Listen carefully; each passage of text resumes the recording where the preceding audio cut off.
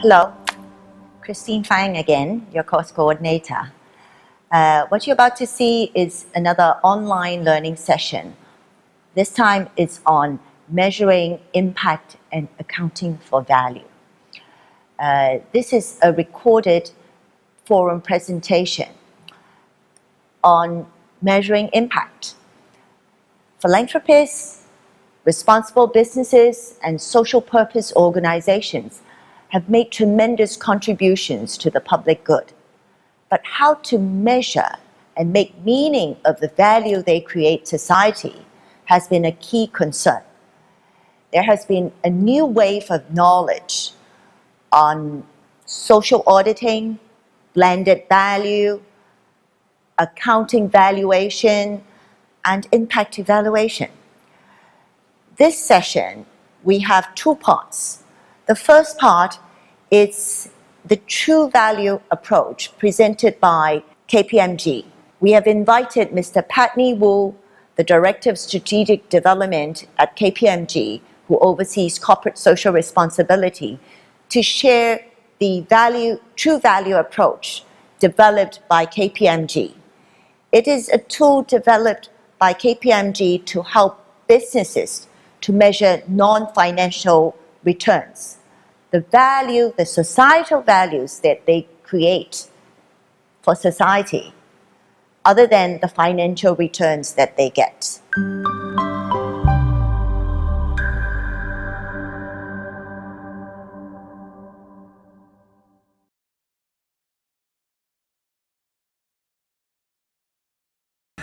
So first of all, I will introduce what true value is, and we'll start with a little video.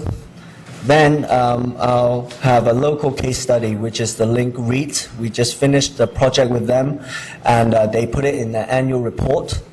Then I'll also talk about the case study globally on NS Railway, which is a Dutch railway system. And then I'll conclude. So here's a video. Hope it works.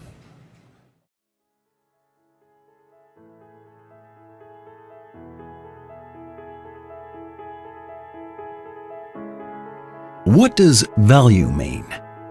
In business, it often means the financial value created through profits, share prices, and dividends. But another kind of value is becoming increasingly important: societal value, or the value that corporations create or reduce for society while doing business. Until recently, this has been difficult to measure, but now we can quantify societal value in financial terms using new modeling techniques and data sources.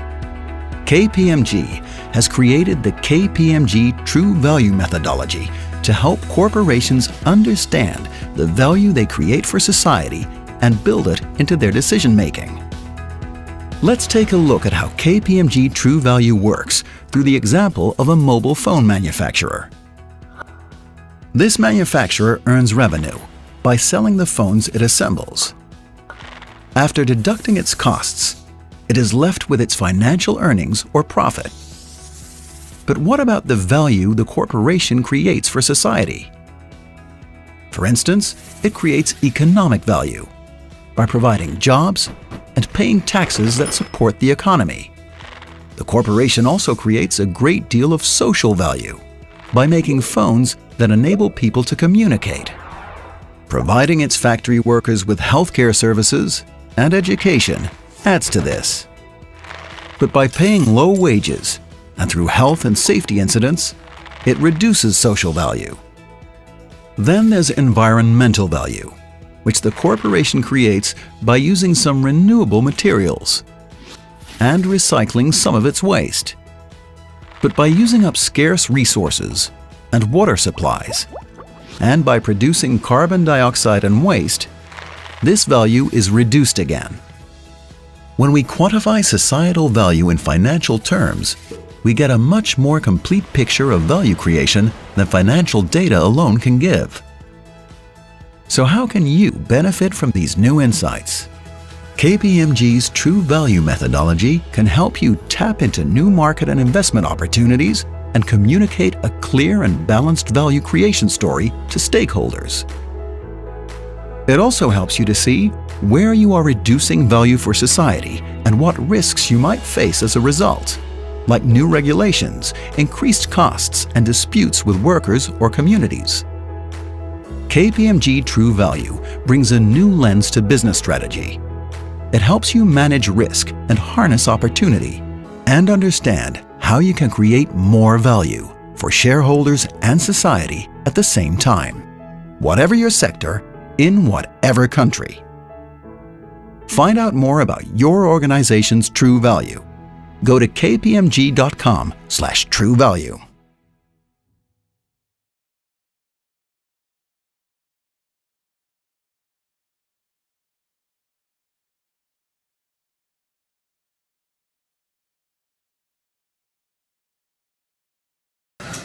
Just came out, and I just thought it was just very articulate way, much more articulate than me, in explaining what this whole thing is. And I think in the end it's about value creation. And when we think about value, we always think of it just financial value, but there is a lot of economic, social and environmental values and negative values that all the business activities have. And that's why, because we've been operating on this, what I call a single bottom line, financial developmental model as a humanity for so many years, that we're seeing tremendous societal problems, tremendous environmental problems. And when we are able to consider these values when we're making decisions, I think we would do a lot of things very differently. I personally believe that if, in totality, develop this true value methodology for a lot of corporations in the world, I think a lot of corporations would actually have a negative valuation. And so from that, I think in many ways it really, what we've heard from our global colleagues is that once they've built this, what we call a true value bridge, from the financial value to its true value, the people that benefit the most really is the management. Now what we've heard is that a lot of the time when you talk about sustainable development and CSR, what do you think about? I think a lot of people think about windmills and solar panels when I talk about sustainable development. When I talk about CSR, what do you think? Some volunteering work and going to visit some orphanage or something like that. But corporate responsibility is not just those things. It's about how to run a corporate responsibly. And I think that this is, helps boards and CEOs to understand this, because Edelman, a company that's in the public relations sector, they interviewed a lot of CEOs, and they say, the CEOs say, I do not understand what the sustainable development guy does. He's not speaking my language. And the CSR thing, look, those guys, well, everybody has a CSR department. We have to have a CSR department. It has nothing to do with my business. But that's actually the way that the survey that Edelman did, that's what they heard. But if having these tools, you allow people to understand and speak that language that the CEO understands, that the board understands, to mitigate risk and to capture opportunities going forward.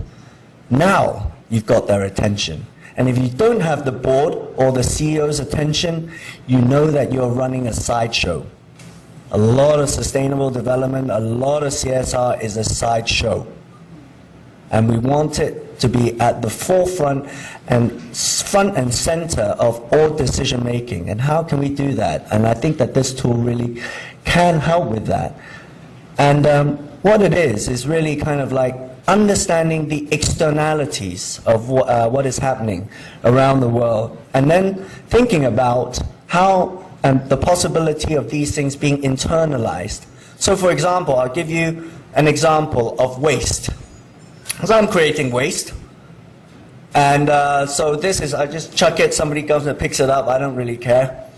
But then this is an externality, so doesn't come under my P&L. But if I never thought about this and it's not on my radar, then when the government comes and says, I'm going to charge you for that waste, then it becomes internalized. So if you had that true value bridge, then you would have understood that actually, oh, I had this negative value on the environmental front, and one day this might be internalized and it will actually become genuinely in my financial P&L. What am I going to do about it? And that's where this tool has value. It really, I mean, you know, COP21 in Paris this year, the global kind of climate change conference that's happening. What if they come up with a global cap on emissions, and you're going to be charged for the carbon that you are responsible for? So that's an externality now that has the potential to be internalized. Is that on the board of directors' radar? For most companies in Hong Kong, it's not. Because the boards do not have the expertise to understand this, the CEOs are focusing on the financial bottom line. But if you have a tool like this, they can understand it. So what are we doing about, I mean, the board, they don't have to be experts. They say, what am I doing with the positive ones to make it more positive? What am I doing with the negative ones to make it less negative? Then you really can see that you are planning for the future and also running your business in a responsible way, because you're looking at what the cause and effect of what you're doing as a business on society and on the environment. So, case study number 1 is the Link REIT. This is their annual report that was just issued. On the right-hand side here, I know you can't really read it, but it's page 11 if you're interested. So you can go download it online, and page 11 is where they have put this stuff on it, where it says, I can't read it, but it's KPMG Hong Kong has helped them to calculate community value. And they've come up with the plaza, because they have a plaza at Lok Fu. This is only for Lok Fu. The plaza at Lok Fu and the fresh market at Lok Fu, and the societal benefit cost ratio that is calculated at the bottom here. And so why did Link REIT do this? Of course that they are, as you know, they are under a lot of pressure from society, kind of like saying, oh, you're making so much money, and and all of this kind of stuff. But they're saying, wait a second, we're being told that we're doing so much bad, but are we doing something good? And from our survey of Lok Fu, we use 2 methodologies, which is the revealed preference approach and the life satisfaction approach. So these 2 approaches were chosen to calculate their community value that they have developed since their asset enhancement. So you're going to see a lot of this stuff called AE. So asset enhancement. After they've done it, what has actually happened? So you have a pre-asset enhancement and post-asset enhancement, and looking at what has happened in Lok Fu. And what we found was that, okay, so the revealed preference approach, you take the time, there's a time element, so people have to travel there, or the amount of time that they spend in the plaza, that can be valued. Also, the GDP that it generates, because it's not only the shops that benefit, it's also the supply chain that those shops create, kind of like, so for a restaurant, so there's also all the back stuff that is happening, and you can actually calculate that to see what kind of value that they've come up with. And this gives us the revealed preference number. And then later I'll show you what is a life satisfaction number. So we've used 2 different methodologies, so we have a kind of like a range of numbers. So what we found was that the catchment area was much higher than before. So a lot of the work was done through surveys and asking people around that area. And we asked them, oh, where are you from? Oh, from Hong Kong Island. Oh, from Diamond Hill or whatever. So actually a lot more people are conjugating in Lok Fu than before. And, you know, their travel time from there, they have to decide to travel there, and they could have been doing something else, but they decided to travel to Lok Fu. What other stuff we found was that there's the number of people visiting, the numbers per day has increased. And what we found out was that actually they have these infrared sensors. They know exactly how many people has been there. And so there's been an increase of number of people going into the fresh market and the plaza. And the visit frequency, duration of stay, and the spending was all up from before. So pre-asset enhancement and post-asset enhancement, you see an increase in all of these numbers. We also, and this is the life satisfaction approach, so overall, their satisfaction rating was 2.1. And you can use the methodology as part of the question is, okay, if I increase your salary by 10%, how much life satisfaction are you going to have? How much increase in life satisfaction in the scale of 0 to 3 or whatever? And so I think it came about as 1.4 something in this survey. And basically then you can say, okay, 10% of average salary, and you can then calculate how much that is. And then these are supplementary questions. So you see that actually the quality of life is what they appreciate about the Lok Fu Plaza. The fresh market, 2.4. And then it's interesting, quality of life has increased just like before, but also the community development, the thing that they get whacked the most, I think, because they're saying you're kicking out the small guys and putting in the big guys. But this is probably because the fresh market had just been redeveloped and the existing people were still there. I don't know if they renew their rent, whether they'll still be there. But anyway, that's another question. But at this point in time, there is an increase in community development that was felt.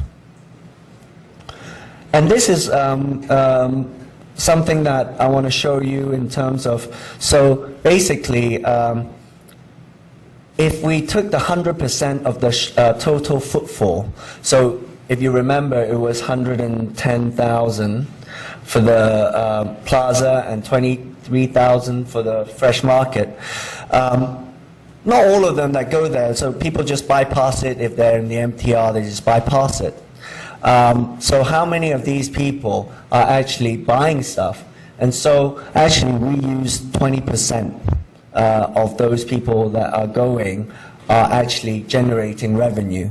And that through that we calculate the reveal preference approach values and the life satisfaction values. And based on these numbers, then you have the benefit cost ratio that has been shown in the report using discount cash flow methodology. So the reason why we chose 20% was because we then take a look at the statistics of the per square foot average spend in malls in Hong Kong. And that average, which is in the Census and Statistics Department, is roughly what the numbers we have for 20%. So what they actually between 30 and 20, but for kind of, I guess,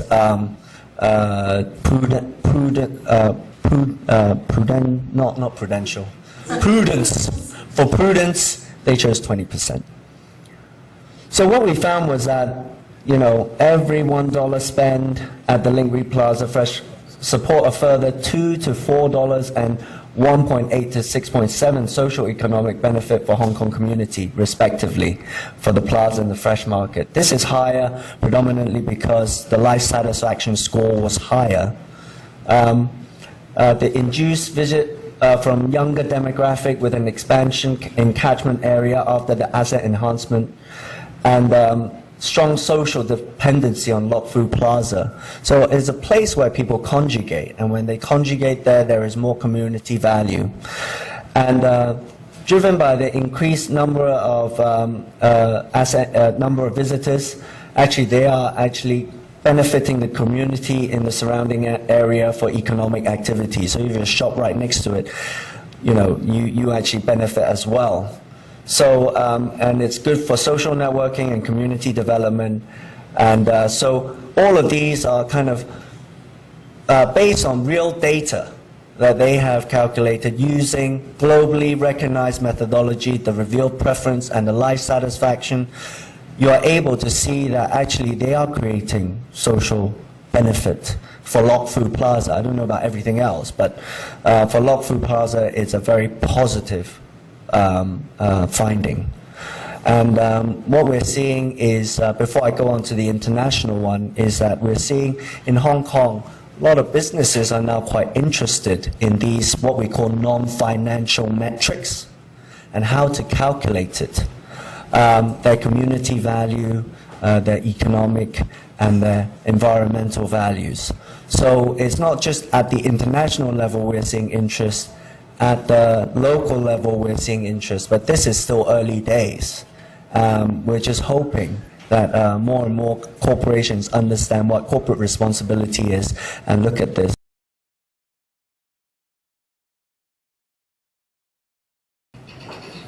So to conclude, I think True Value helps organizations understand non-financial metrics in monetary terms. These are things that, CEOs, CFOs, boards, they like numbers, they like metrics, they like KPIs. This really helps. Reduce risk and capture value for these externalities. I think, going forward, when these environmental impacts come in, there's a lot of, they already seeing it in China, where they are, they have to report their environmental numbers to the local environment bureau. And when we go and ask, we'll go and ask the CFO, well, do you know what numbers they're giving the government? Most of them don't. They don't know because it's not on their remit at the moment, but it will be on their remit. And this kind of like non-financial metric valuation will help them to understand that it is in their remit. And there is increased interest in these methodologies locally and abroad. Just to let you know, Kering, have you heard of the company called Kering? K-E-R-I-N-G? And Francois Pierre Pinault, or something like that, there's a chairman who is married to Salma Hayek.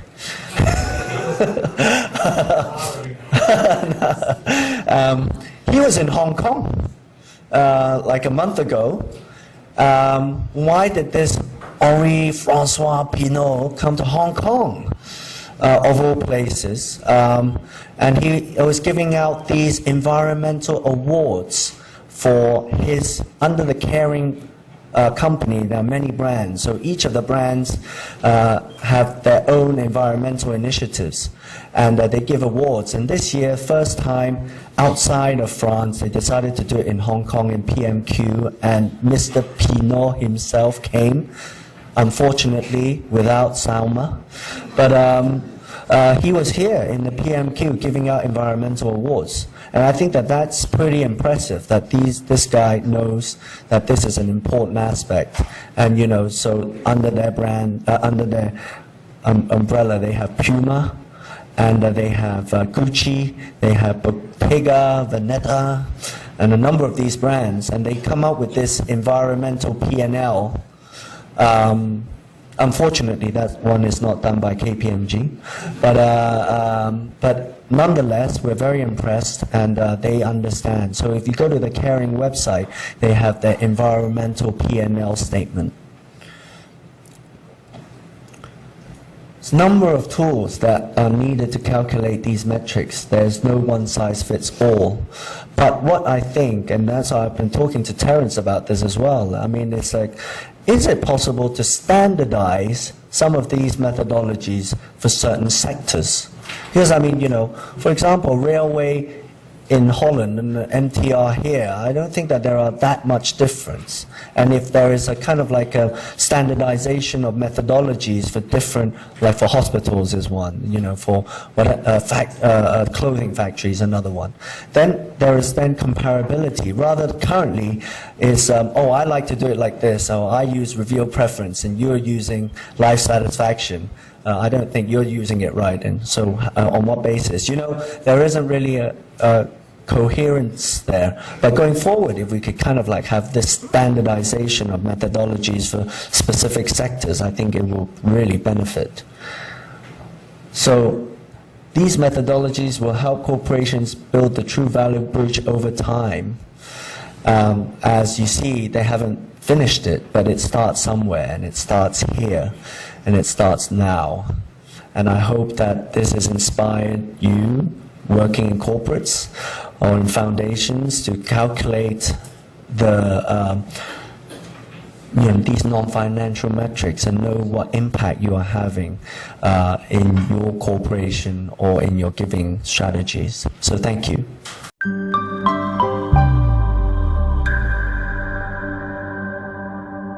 KPMG's True Value is a tool to understand how the value a business creates and reduces for society eventually affects the value they create for their shareholders.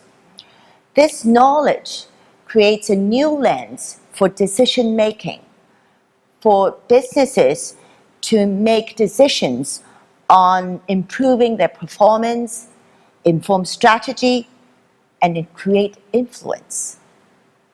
So it's the usage of the tool that matters.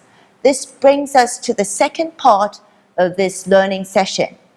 It is a presentation by Dr. Terence Yuen, the Chief Executive of Hong Kong Institute of Social Impact and Analyst. Dr. Yuen will share with us his experience in bringing forth the social return on investment tool in Hong Kong. He will not just talk on this tool. He will give us an overview of the valuation and non-valuation means of impact evaluation.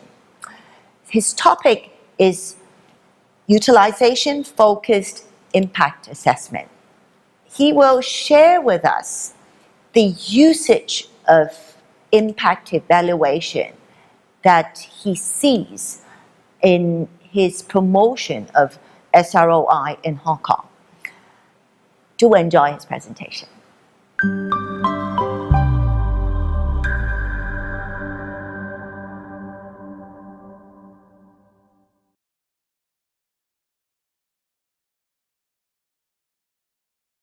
So when I prepared this presentation, I think about this topic, utilization-focused impact assessment, the role of valuation. So the theme I want to discuss is quite simple. Why we want to do valuation or monetization, right? Then the other thing is we always ask as an institute, how could we make impact measurement more useful?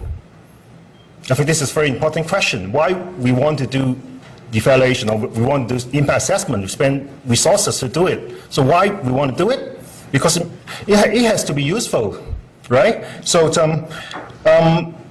so this is the outline. I will talk a little bit about how what is the purpose of doing social impact assessment? How could we make it more useful? And then I will actually introduce some other approaches that do not require to do valuation or monetization. And then I will talk a little bit about SROI using a case that our institute has just done for the Hong Kong Housing Society earlier this year.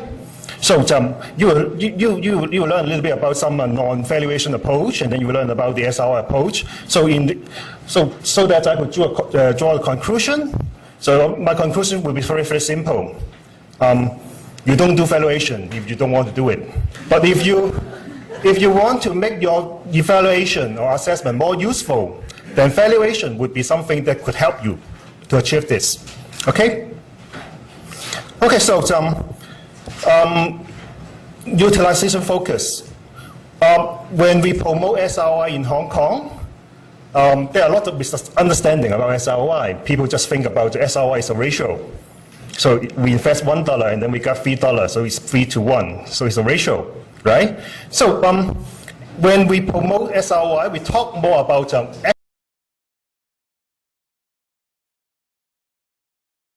investment.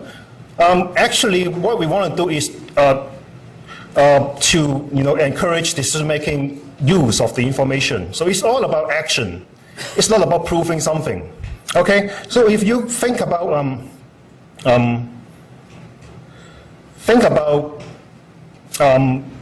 the purpose of evaluation, actually, there are two main purposes I can think about. One is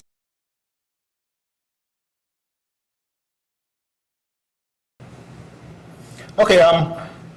This is a foundation that actually I know nothing about. Okay, so this is a foundation. It is a very nice infographic. Okay, so they're really amazing. Many lives changed it. They waste a lot of money. They leverage donation 5 times. And then more beautiful infographics here. They change life, and then they have the success rate, and then they talk about they save the public money. Okay, so I just want to ask you: do you have any basis to tell if they're doing good or not? You think that they're doing very good, or you have no opinion? You think that they're not good? Okay. Actually, I would argue you have no basis to form an opinion.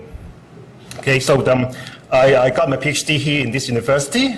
So my supervisor asked me to read a book called Comparative Method. So I get this quote from that book.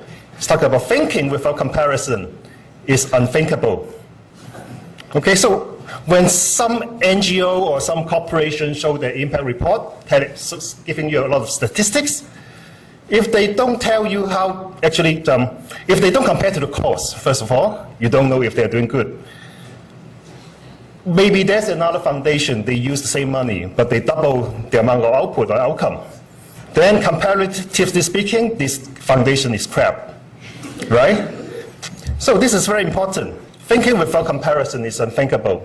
So when we think about tools or methods to do impact evaluation, one thing you need to consider is how they make the comparison. How they make the comparison. I will introduce 3 models or methods in this brief presentation. I will talk about the B Corp, if you know about what is a B Corp. I will talk about another method called cost effectiveness analysis. Both B Corp and cost effectiveness analysis do not use valuation. They don't need to do valuation. Okay, and then I will talk a little bit about SROI using a case. SROI would push to do valuation and do monetization, and same as a true value approach. True value approach would push to do monetization for all material outcomes. And using this diagram, I would try to argue, even if these other kinds of methods they do not do valuation, they still have some kind of logic to do comparison. Okay, for B Corp, the logic is benchmarking. So for every B Corp, you can go to the B Corp website and actually you can choose choose the model, and actually there is several sets of questionnaire that they will ask you about the operation of your company. And at the end of the day, after you completed all the questionnaires, you have a score. And then they will benchmark your score with all the other companies that have also done the questionnaire. So they will do comparison, but their logic is benchmarking. Okay? And then for SROI, it is monetization. It's like the true value approach. The one in the middle, the cost effectiveness analysis, they will use quantification. They will identify one indicator or maybe several indicators. And for those indicators, of course, you can quantify using a quantitative method. But there's no need for them to monetize those indicators. So you see a spectrum here. So total non-valuation approach, and then SRO is a valuation approach. And then in the middle, you do a quantification but not monetization. Okay, this is an example of a B impact report. The methodology of B Corp is called B impact assessment. B impact assessment. And this is the typical B impact report. It's a one-page report. And you can see in the B impact report, there are 4 dimensions: governance, workers, community, environment. So if you are familiar with ESG, these are the ESG elements that most companies need to take care of. And for the B impact assessment, I just mentioned you need to complete the questionnaires. You can get a maximum score of 200 points. Okay, and if your company gets 80 points or more, then you are qualified as a B Corp. Okay, 80 out of 200. Okay, so this is a qualified B Corp. It's a US company. Okay, so and you see their scores for previous years. They have a gradual improvement over the past few years. They got a score of 108, so they continue to qualify as a B Corp. Okay, so this is it's quite simple. Okay, and our institute have been doing research on also about B impact assessment and SRI. We picked a social enterprise in Hong Kong, and then we applied both the SRI method and also the B impact assessment and see how the social enterprise perform using those 2 methodologies. So this is the scorecard of the local social enterprise. And you see their score is 77.8. So they're very close to become a B Corp. And you will realize that actually they score nothing, 0 in environment, because they never think about, they didn't actually, they score nothing in the environmental component of that questionnaire. And I think it would be quite easy for them to get some marks there. And so this particular social enterprise could become a B Corp if they apply the application. You don't need to, you can always do the questionnaire, just go to the website, it's free. You can do it. They have the quick impact assessment, and you can do it. Okay, so this is a case that a local social enterprise, they could use this method. And I want to get into more detail about one component. They have a very high score on community. If you go to the data, this is the Hong Kong social enterprise. They got a very high mark. Actually, they could I mentioned about benchmarking, right? So you can benchmark to other companies. So there are 141 ordinary companies in their database. So that's the social enterprise actually compare very, very favorably against these ordinary businesses.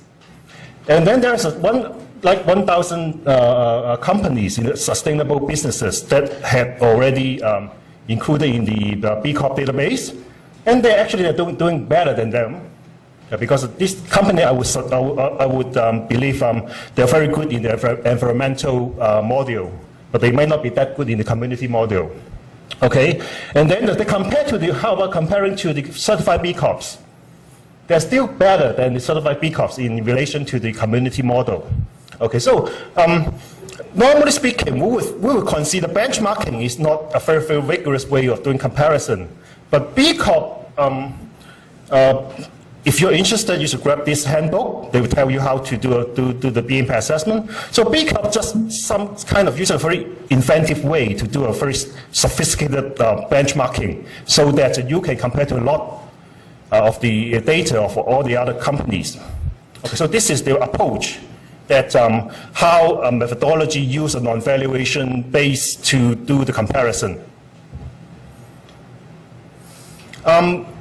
Then the other approach is called cost effectiveness analysis. In the UK government, so whenever the government wants to introduce a policy, they would say, number one thing you should do is do a cost-benefit analysis. But if you couldn't do a cost-benefit analysis, then you should do a cost-effectiveness analysis. Okay, so I also used an example. This is a social enterprise working in some developing countries called One Acre Fund that they help the small farmers to increase their income. Okay, so they say we don't need to bother about, too many outcomes. We just want to focus on one indicator. The one indicator they're focusing on is they're trying to increase the income for the average farmer. So, strictly speaking, this is not monetization, even though the indicator itself you can add a dollar sign to it, but actually it's not. Because if you want to do full monetization, you have to talk about the impact of the increased income, to the health of the farmers, to the education level of the children, a lot of things. Then you need to do, the monetization of all those other things. Right now, it's just an indicator. And actually, in the field of development, in recent years, they would say this is the gold standard for them to try to understand change and try to understand the impact of certain intervention. They would just pick one indicator, and then they will use some very rigorous method like RCT. RCT is a randomized control trial. So they will have an intervention group, and then they will have a control group, and then they will do statistical method and matching and all kind of thing and understand the change.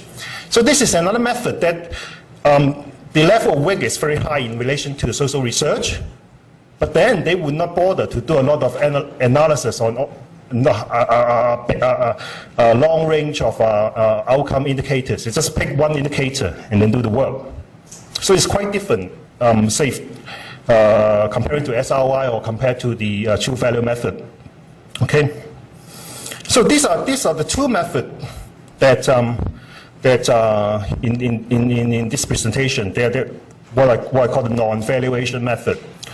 Okay, so they're both non-valuation method, and BIA, impact assessment, they use a sophisticated scheme to make comparison. And then in the case of the cost effectiveness analysis, it's actually a very simple way to do social research.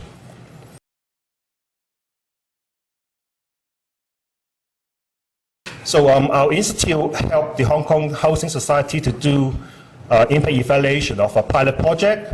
It's a very small project called the Elderly Safe Living Scheme. So you know that we want to keep the elderly in the community. We don't want them to go to elderly home so early.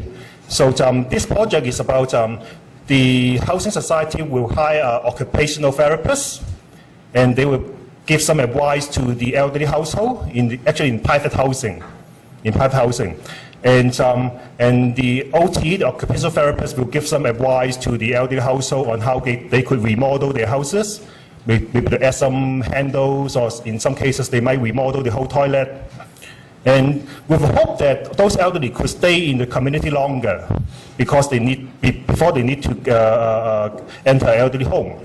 Okay, so. So it is an 18-month pilot project. Okay, at the end of the day, they have done 120 house inspection for the elderly.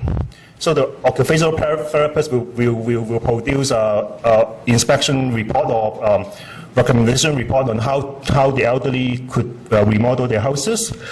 Not all of the elderly would do the subsequent remodel work. Only 24 households have done the remodel work. Okay, of these 24 households, some of them would do major modification. So for those households, they would like, we discussed with them, and for those households, the elderly expect they will stay for at least 10 years in their remodel home before they would go to the elderly home. But for some cases, some of the households just did very, very little remodification work, maybe just add a handle or buy some furniture. And for those cases, we will expect maybe the elderly might just stay for 2 years, and then they might move to an elderly home and things like that. Okay. Actually, the Housing Society themselves have distributed questionnaire to all these households joining the scheme. So they have the pre and post questionnaire from all these 110 participants. And the Housing Society hired Lingnan University to do a report on, this is a typical qualitative evaluation report of a project. So the Lingnan University professor produced a report. But then the Housing Society came to us saying that we already have this qualitative evaluation report, but could we convert the report into SRI analysis because they want to know the cost. Actually, for the elderly household to do the remodeling work, they need to pay for themselves. Okay, so if they do a major remodeling, the elderly or the family members of the elderly would pay for, the cost. So this whole project, the cost is 4.5 million. 3 million from Housing Society and then 1.5 million from the elderly household. We also include the cost of some volunteers joining the program. Okay, these are the outcome, the impact elements. Okay, so we identify a list of outcomes.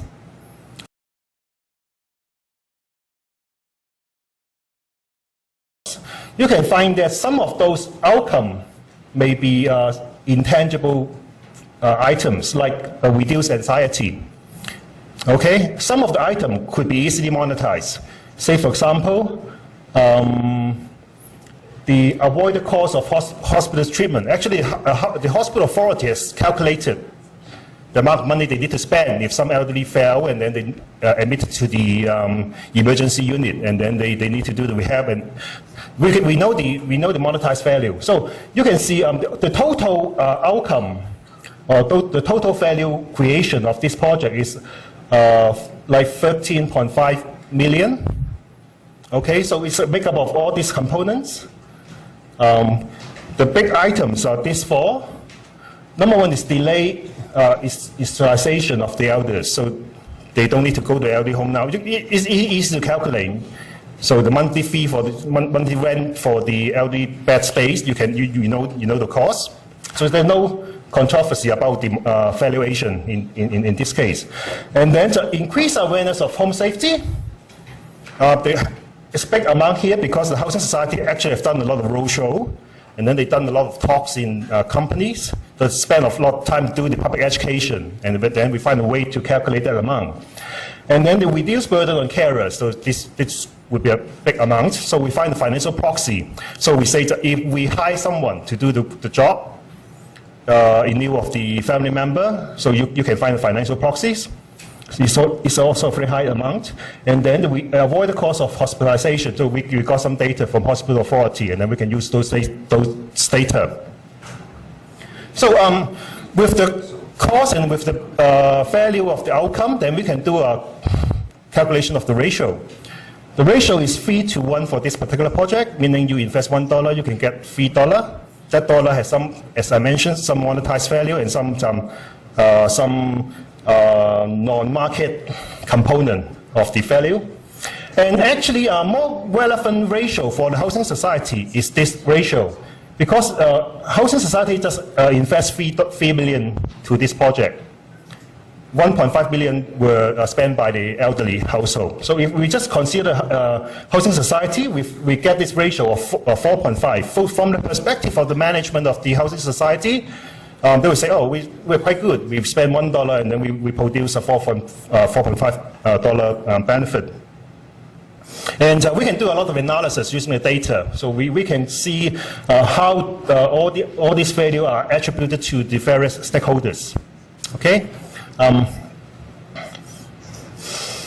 Going back to the theme I mentioned earlier, I talked about proving versus improving.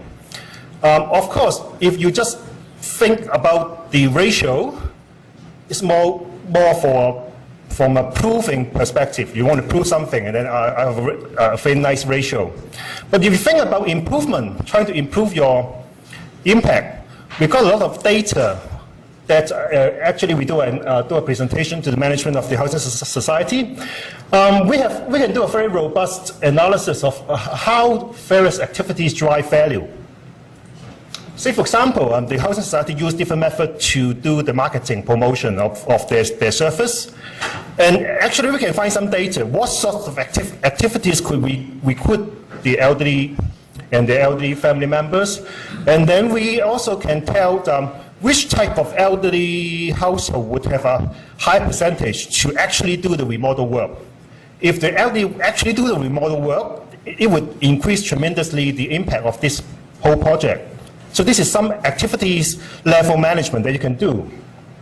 And then we also, in SROI, when we talk about stakeholder analysis, one thing we always do is we don't see, say for example, elderly is a stakeholder group, but we will always try to try to identify the subgroups within a particular stakeholder group, because different stakeholder experience change differently.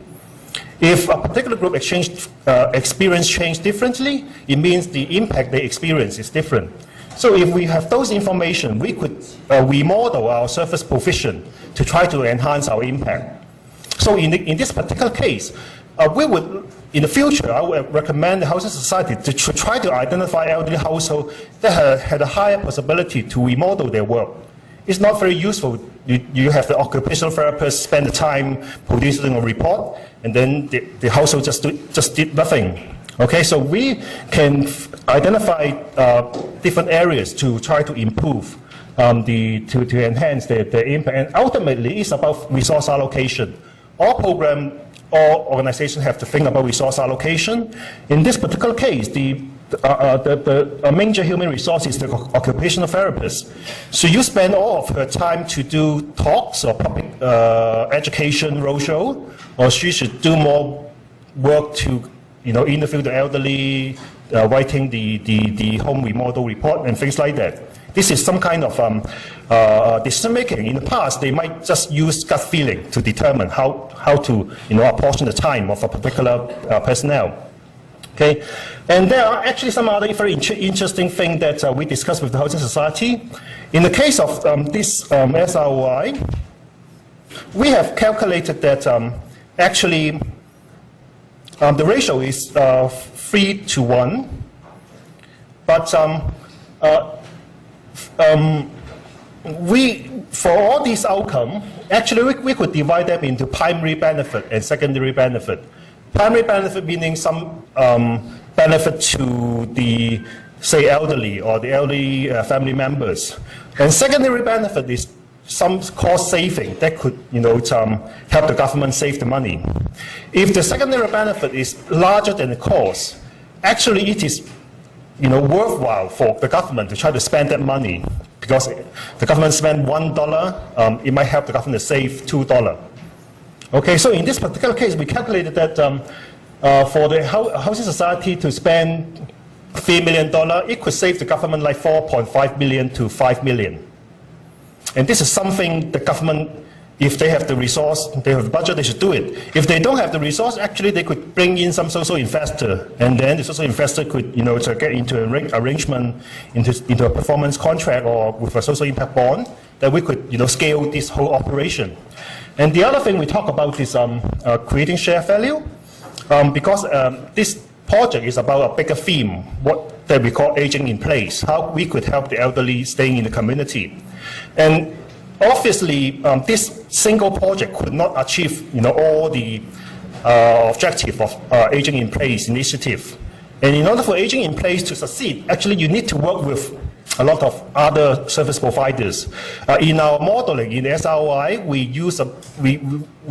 assume that actually physical environment and housing only attribute to 1/3 to the success of aging in place initiative.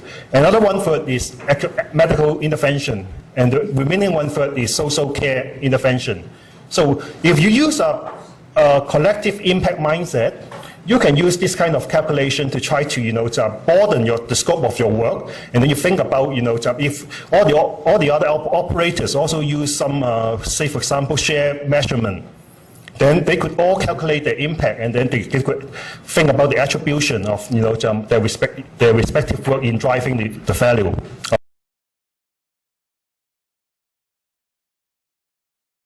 So going back to this, this model or this distinction between proving and improving, of course we want to drive the discussion from proving and external use of data to improving for and internal management decision making.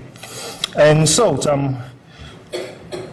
going back to this spectrum, while we argue the B Corp is actually a very, very good thing for you to prove something. That's why they all want to get this logo, right? It's for you to prove something. right? SOI, we don't have a logo, but it could help you to do a lot of internal analysis, okay, so that you could remodel your service provision and try to drive your value. And in the middle is the cost effectiveness analysis. So to conclude, so I got this pic from Facebook. It's from a Facebook friend. He is a business entrepreneur, actually. And I would say I agree with him. So there's no need for you to do monetization. In case you just try to do it for fun, or I don't know. You only do it if it could help you to, to make your evaluation more useful. And recently, I'm running a book club. I read this book with some friends, and so this is a quote from this book. It talks about for a sacred object, it is special, unique, and one of a kind. So therefore, you cannot put a value to a sacred object, right? But why we want to do a valuation and monetization? Because value can only be determined through comparison.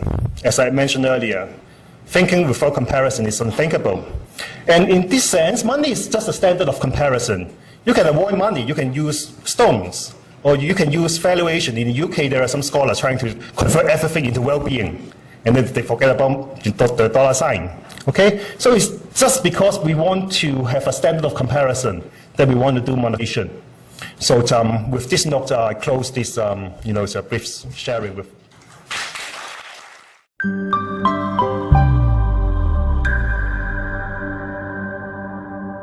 By the end of this session, I believe you'll be overwhelmed by the new terms: True Value, B Corp, CBA, CEA, and SROI.